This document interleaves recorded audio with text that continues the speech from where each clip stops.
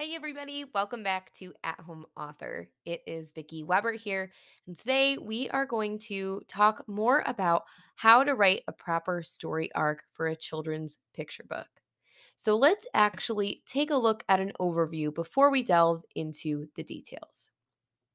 If you take a look at the picture, it's important to note that a story arc is kind of shaped like a roller coaster. You start with a brief introduction, and then there is an incident that kicks off the rest of the story.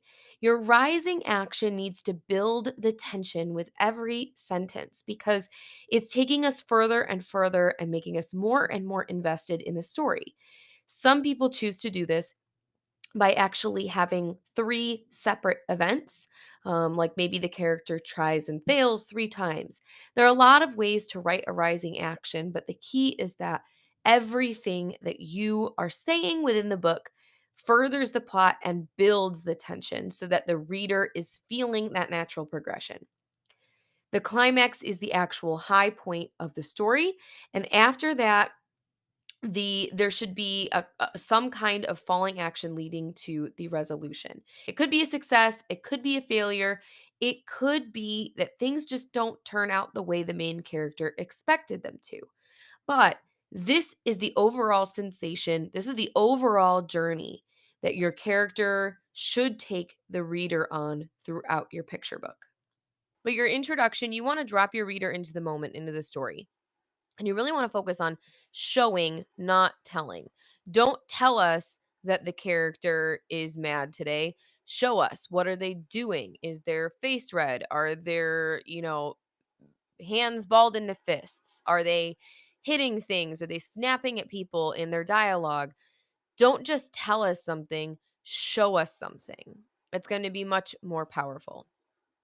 Then we should learn who your main character is and what the story is about within the first few pages, especially with children's picture books. Now, with a longer book, like a chapter book or a novel, we might not know exactly where your story is going to go or what the twist is or anything like that, but we should understand, where am I at right now? What is going on right now? Because if you lose your reader in those first few pages, they're not going to continue to keep reading. So just make sure that by those first few pages, it is very apparent what is going on in your story. So here are some examples. In red, you see, "Hi, I'm Carl, the bee who loves to dance." It's much more powerful to say, "Carl was a busy bee who loved to dance. Every morning, his alarm would blast his favorite beat so he could dance his way through his morning routine." That's going to be much more attractive for a reader to see in a book rather than, "Hi, this is me. This is what's happening. This is how I feel. This is what happens next." Again, don't just tell us, show us. The other common mistake I see is tense switches. We have, "This is Tom. Today was Tom's friend's birthday party at the park. He is excited to go." You can't tense switch like that. Instead, Tom sprang out of bed, excited for the day. "I can't wait for Amari's party," he thought as he raced downstairs. Remember that a solid introduction is going to be your first impression to the reader. Also, keep in mind that an introduction might be a different length depending on what kind of a book you have. There's not a page limit or a word count limit. For a children's picture book, your introduction might only be one or two pages long because you might only have one or two sentences on each page. If it is an early chapter reader, your introduction might be 5 to 6 pages or longer. And if you're a novel, you might be setting up the story for the first several chapters of your book. So keep in mind that your introduction is not a set word count or a set page limit. It's however long it takes to actually introduce us to the world and what is going on in your story. So once you have a solid introduction to your story, the next thing you're going to present is the problem. And you need to make sure that you present it in a way that's realistic. Now, when I say realistic, I don't mean necessarily that it's something that could happen in real life. I mean, it's something that should seem realistic when compared to the world that you've built. So think about your characters, where they're at, and what they're like, and make sure that whatever problem they're facing makes sense for what you've built. You also want to include the things that your character feels, thinks, says. Don't just say, and then this happened, and then this happened, and then this happened. That's boring. And also, especially if you're writing for children, don't make it too complicated. It's always easier to make something more challenging later or add layers to a problem. But at its core, the problem itself shouldn't be too complicated for your reader to understand. Here's a picture book example of presenting the problem. He grabbed Amari's present off the table and rushed out the door, his arms outstretched to carry the large purple box. He walked down the street and turned, taking his usual path to the park, when suddenly he stopped. There in his path stood a huge brick wall. No matter what kind of story you write, your rising action section should be the bulk of your story. One of the main things is that your character should not be defeated immediately. Remember, you just presented the problem. They can be a little bit defeated, but it can't be to the point where they can't move on. They need to be able to move on and keep moving forward. You might also have the character think of a solution, but it either doesn't work or it does work, but with an unintended consequence. So, part of the rising action is going to be that trying and failing, and things progressively getting worse as this section goes on. Now, in a picture book, every single line needs to build the tension because your word count is limited. But in a longer book, a chapter book, an early reader, a novel, this is something that can be spread out over chapters and chapters and chapters and tied in with character development. Once again, in a picture book, every word counts.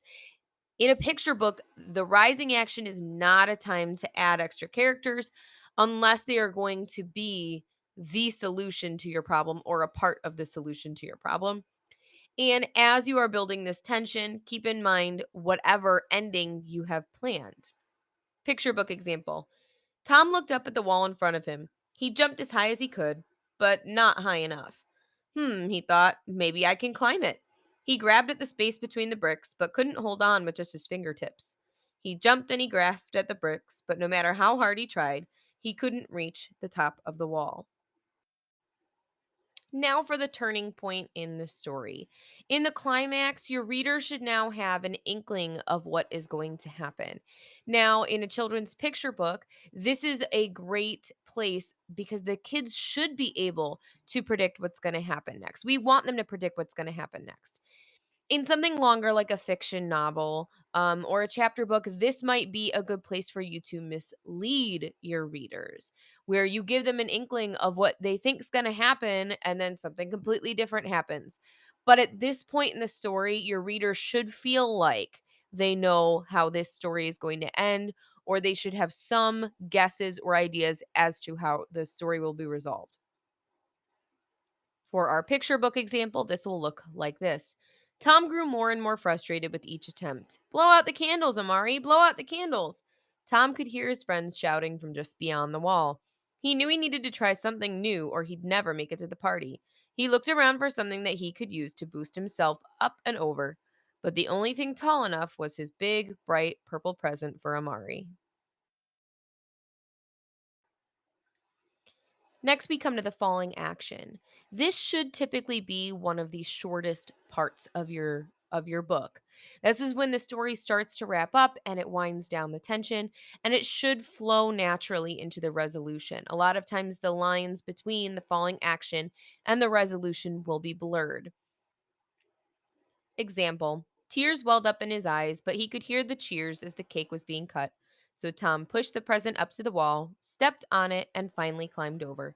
He landed on his feet and sprinted towards the park. I made it, he thought. But he couldn't shake the image of the purple box, abandoned on the other side of the wall.